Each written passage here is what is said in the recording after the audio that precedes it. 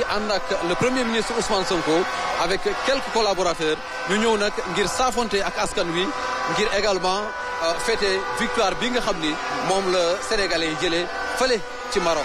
Absolument muy image bu extraordinaire boo xamante ni dañ koy découvrir ndoo ak li nga xamante ni moom mooy peuple bi muy lu rëy lii moom tey daanaka lu histoire di jàpp la lu taarix di jàpp la ndax nekk na loo xamante ni lu am solo la nga gis président de la République ak premier ministre ànd ñoom ñaar yegg si ngir rek s'affronter ak peuple. Absolument. Le président de la République accompagné de son premier ministre qui donc sont en train de communier avec les Sénégalais qui ont fait le déplacement pour se retrouver ici devant les grilles du palais. La victoire est belle et vraiment c'est une victoire méritée pour le peuple sénégalais. Absolument nekk na lu rëy loo xamante ni tey peuple bi yëpp ñu ngi koy célébrer ndoo ak président de la République ak premier ministre Ousmane Sonko. Vraiment am na solo.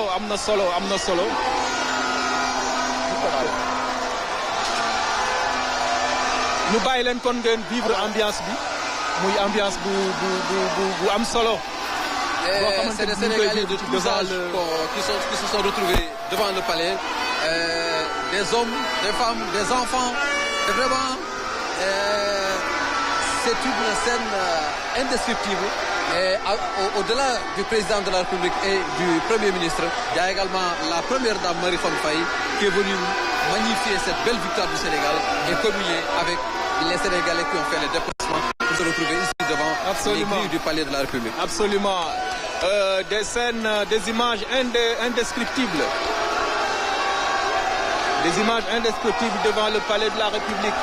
Le président de la République et le Premier ministre sont en train de savourer cette victoire avec le peuple sénégalais.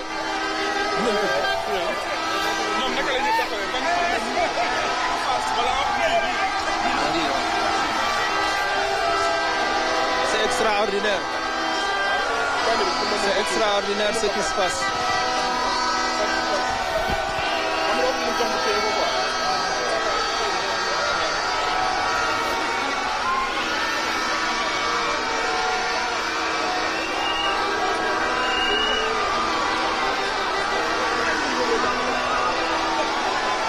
Félicitations mon collègue. Félicitations vraiment.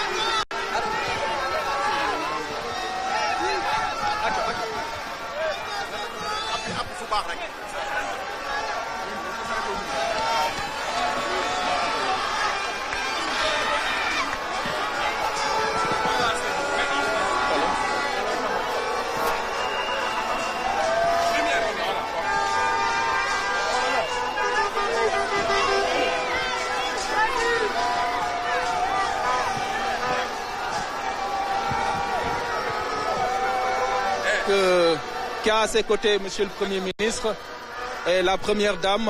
Nous allons tout de suite écouter la réaction du Président de la République après cette belle victoire, cette deuxième étoile pour le Sénégal. Vous imaginez que la joie, elle est indescriptible. Nous sommes passés par toutes les émotions. L'équipe a montré une pugnacité extraordinaire. Je disais hier à l'avant-match au président de la fédération et à l'entraîneur que du début du tournoi jusqu'à la fin, nous avons vu des hommes de devoir sur le terrain, des patriotes qui ne se battaient pas pour un titre, qui ne se battaient pas pour un palmarès, mais qui se battaient pour notre honneur et notre dignité. Ils ont fait preuve de solidarité. Ils ont donné un sens du sacrifice particulier et le Sénégal comme d'habitude, encore gagné. C'est une victoire des Lions d'abord, du staff technique. C'est une victoire de tout le peuple sénégalais. Et nous allons forcément montrer encore davantage de belles choses. Montrer à la face du monde que le Sénégal s'est hissé à la hauteur des enjeux et a relevé les défis les plus coriaces. Et nous l'avons fait ensemble avec tout le monde. D'abord, je crois que face à cette liesse populaire-là, il faut convenir que la journée de demain est une journée chômée et payée pour que tout le monde puisse fêter jusque tard dans la nuit en priant que Dieu réserve à tous, préserve tout le monde de tout le mal et que les gens puissent fêter jusqu'au bout de la nuit et évidemment rentrer se coucher. Pour ce qui est des Lions, nous leur réservons un accueil chaleureux et forcément, comme disait mon prédécesseur, ku def lu rëy am lu rëy.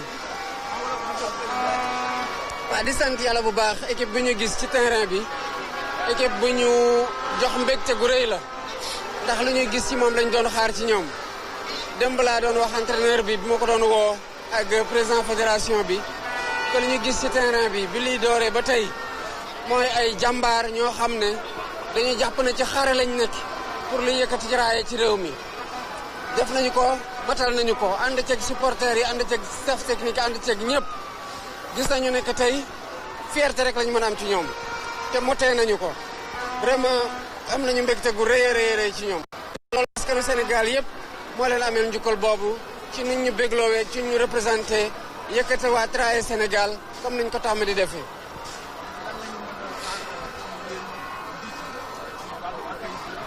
d'abord dalal leen ànd ceeg askanu Sénégal ñu xam ne que lii ñu def defaluñ ko seen bopp askan gi lañ ko def raaye la yow mi la ñu yëkkati ñu delloo leen njukkal gu toll noonu comme niñ ko defee woon waaye bii na doon bu gën a rëy liñ ciy dooree nag mooy sénégalais yi fépp ci biir Sénégal xam naa dañuy nekk di feete ba bët set kon daanaka liggéey suba dina metti mu nekk suba bésub feet la waaye bés boo xamante ne tamit même boo ko liggéeyul dañu la koy fay maanaam journée chômée et payée li ci des nag ni ko sama